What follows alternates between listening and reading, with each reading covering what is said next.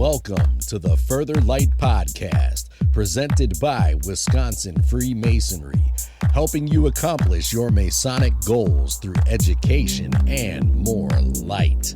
And now, I present to you, Brother Chris.luedke.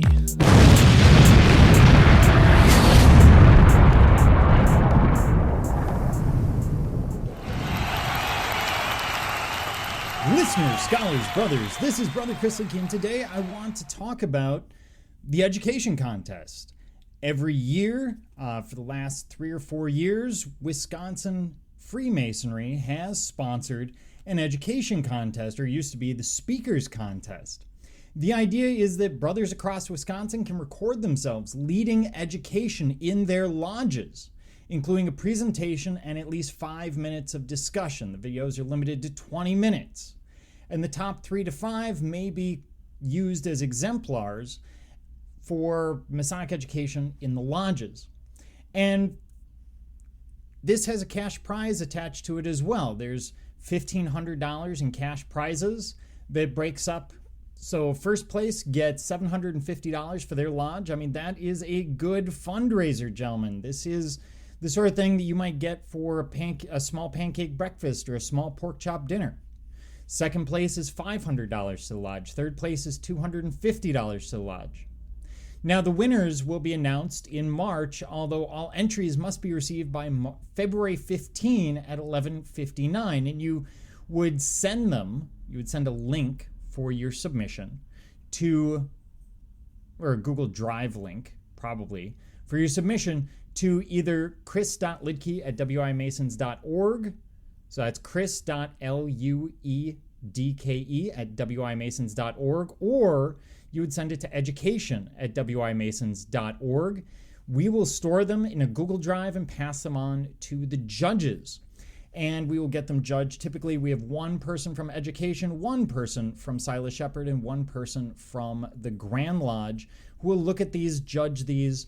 You will get the scores afterwards once everything is done, and then of course we announce it at the Silas Shepherd meeting, which the March meeting will be at Waukesha on, I believe, March 8th. That being said, I want to show you an example of what these can sound like.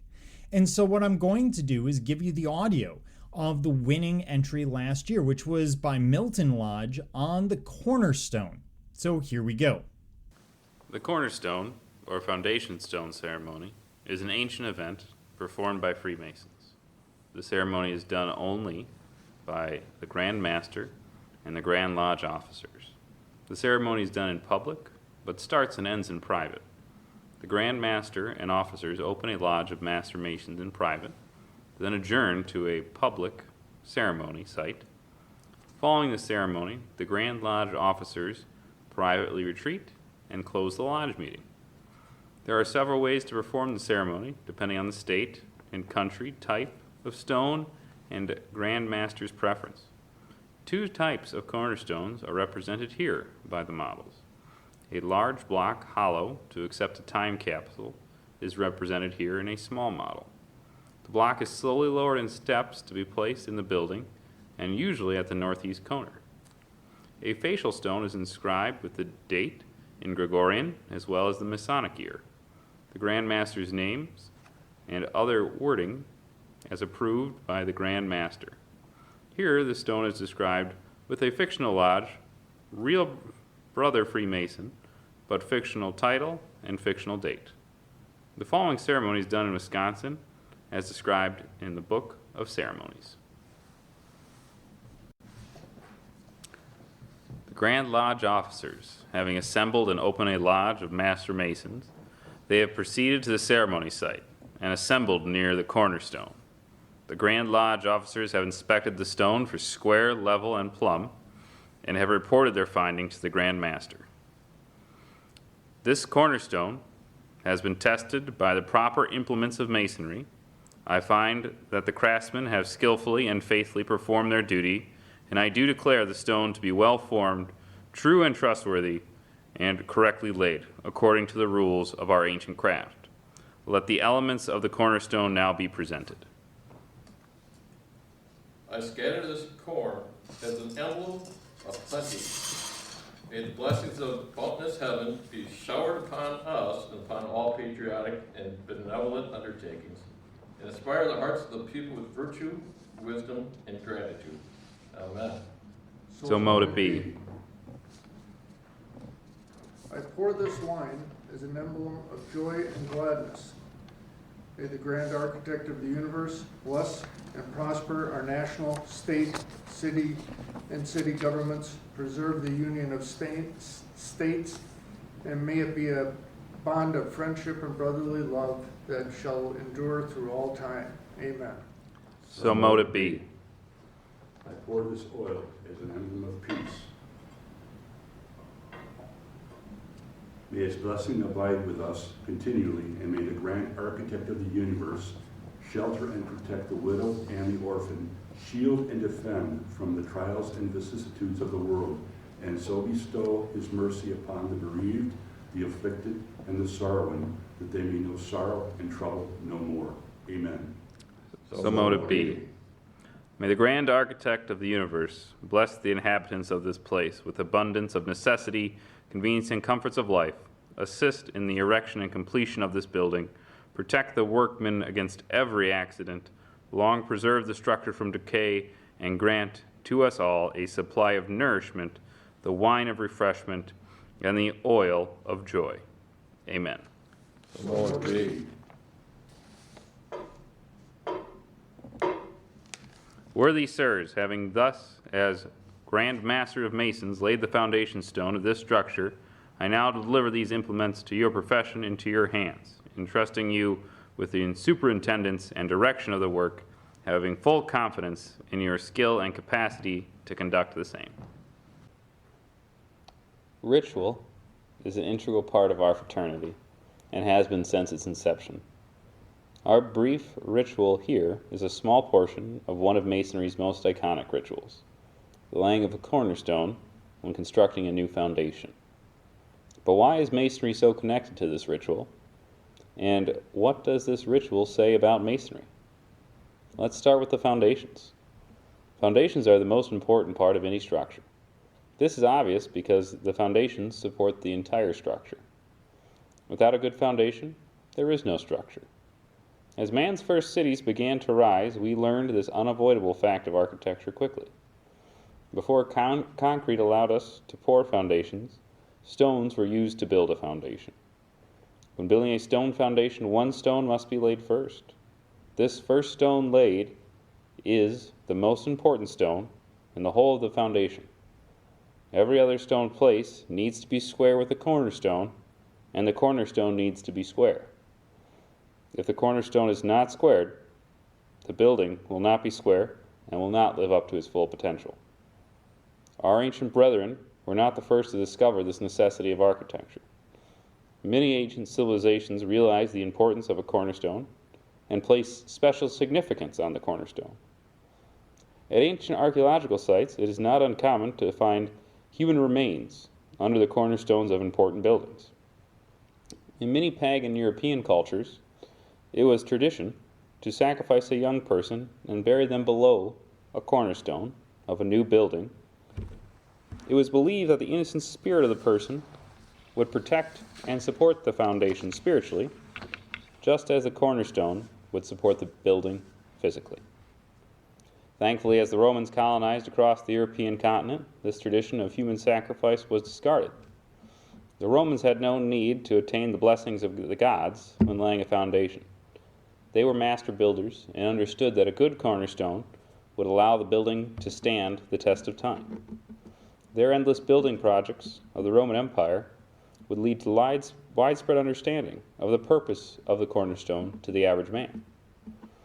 A cornerstone being used as a symbol for a strong man is even older than the Romans.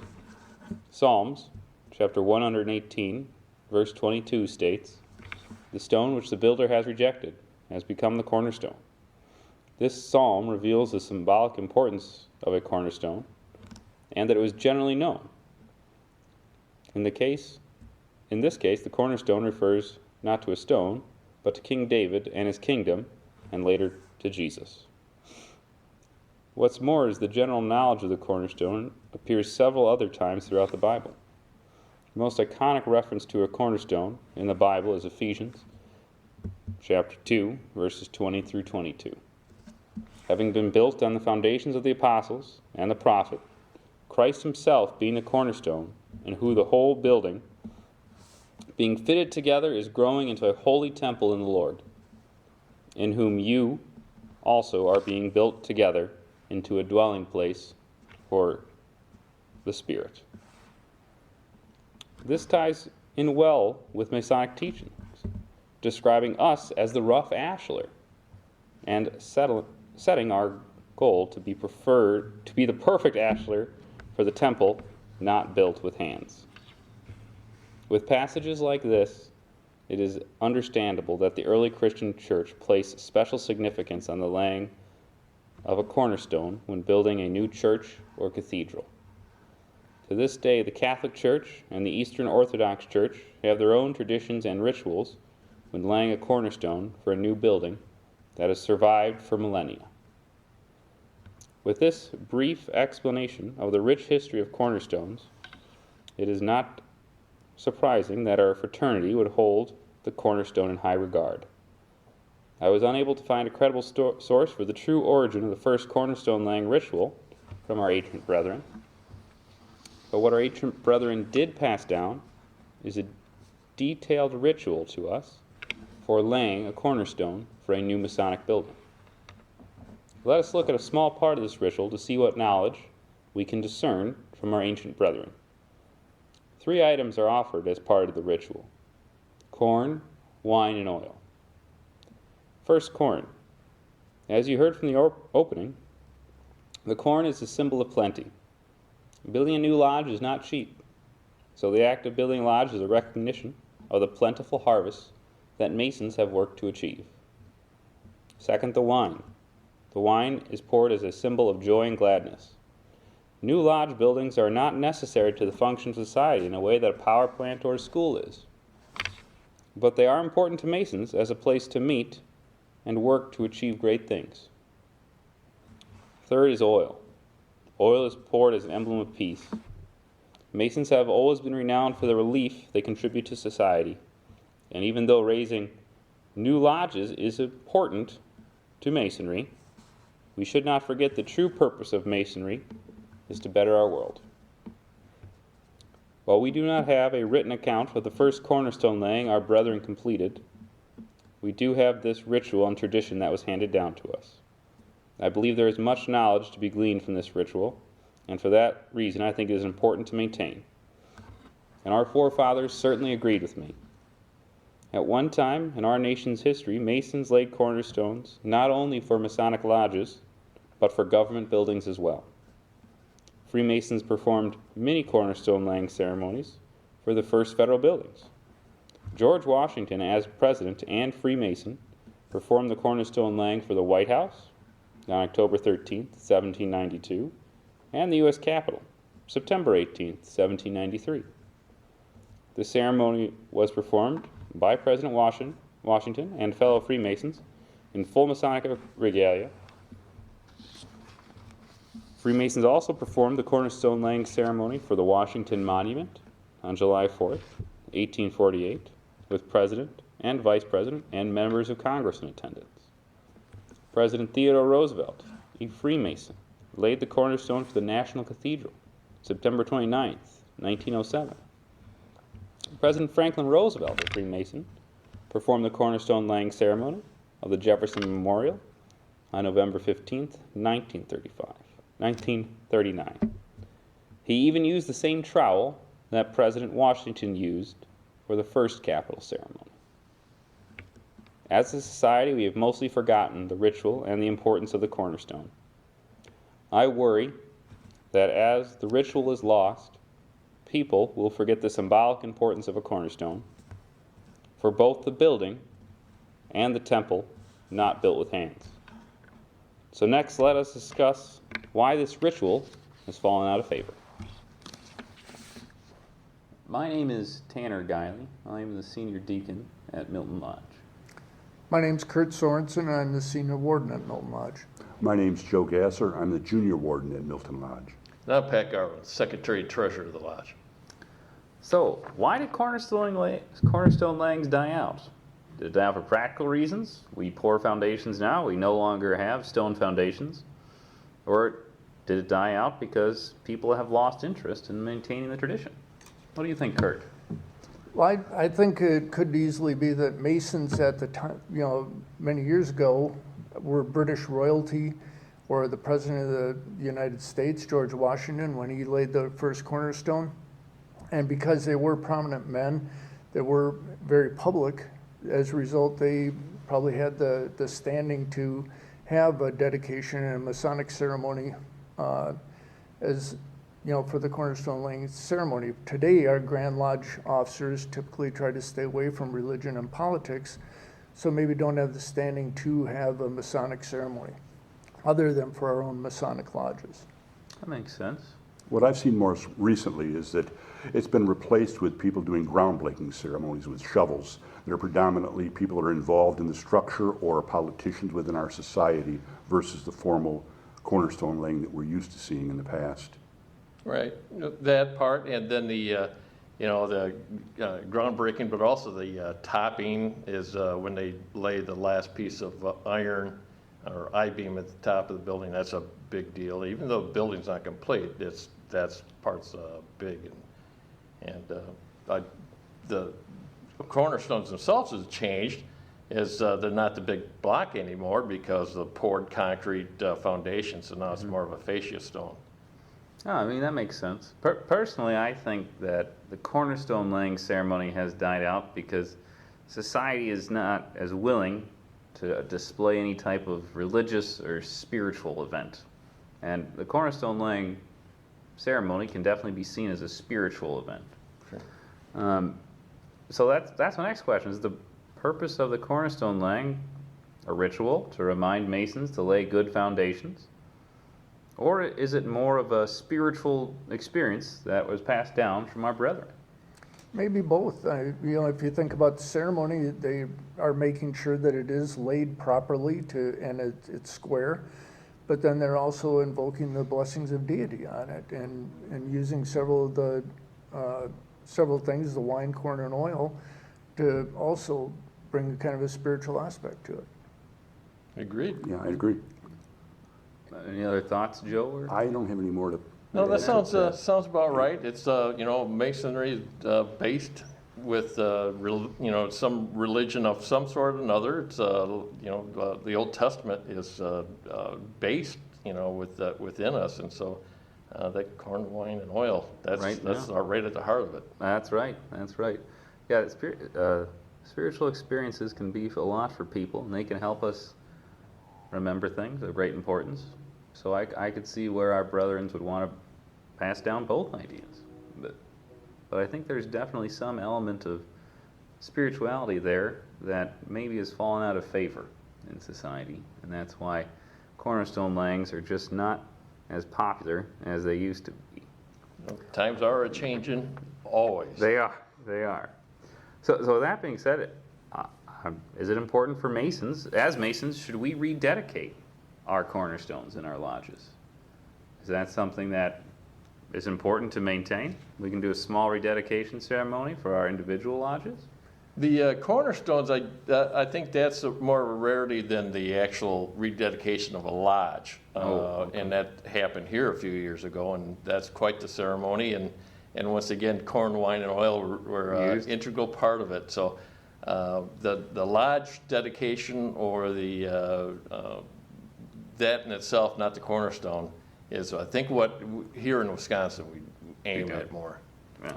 Well, the Grand Lodge officers did the same thing for the Washington Monument, the Washington Monument out in Washington, D.C., and not, I should say, the Masonic Washington Monument. Sure. So, right.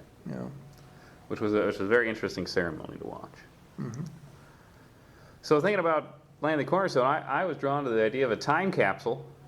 I love the idea of putting something away for future generations to later look back on. It gave me a lot of thought about what I would put in there. But let's start with you, Kurt. What would you put in the time capsule? I would put a miniature American flag in there, just because I think it's very important to commemorate our great country. And Joe? For myself, I would put a model of the Artemis space capsule inside of the time capsule, because in my lifetime I witnessed Neil Armstrong and Buzz Aldrin walk upon the moon, and I'd hope to see it occur again in my lifetime, and now we're on the precipice of it happening again with the Artemis program. So that would be my contribution. Oh, that's a really good one. I like that. Me, I thought about it, bounced around in my head, family, pets, but really it came back to the core of, being a soldier and law enforcement is the Constitution and the Bill of Rights. That's and a great so Hillsdale sends me these little pamphlets that got all that in there. And so it'd be interesting to see how much our Constitution has been changed And amended. in that amount of time. So that's something for the future generations to fall back on. Oh, I really like that too. Mm-hmm. Myself, I put a fountain pen in there with my name on it, so that hopefully in the future society realizes that the pen is still mightier than the sword. Thank you for watching our video, and that concludes our discussion. So, if you are interested in entering for the education contest, you still have about 6 weeks. And to do so, record that video. A phone is fine. Run the education. And then go ahead and send it in. Again, you can send it to Chris.luedke, Luedke at wimasons.org, or education@wimasons.org. Just send us a link to the file. Don't send us the actual file. We'll go and find it and download it so we can get it to our judges. Glory is on the other side of this. If you want to be a Masonic legend in education, like the brothers from Milton Lodge, this is the way to do it. So I look forward to hearing from you. But until then, thank you for joining me, Brother Chris.luedke, and the entire Further Light team on your quest to find more light through Masonry. Are you interested in learning more about Freemasonry in Wisconsin? Visit wisconsinmasons.org to learn more about Masonry and access further educational content and more light. Once again, that address is wimasons.org. Any questions, comments, or suggestions, please email us at education@wisconsinmasons.org. And thank you for listening.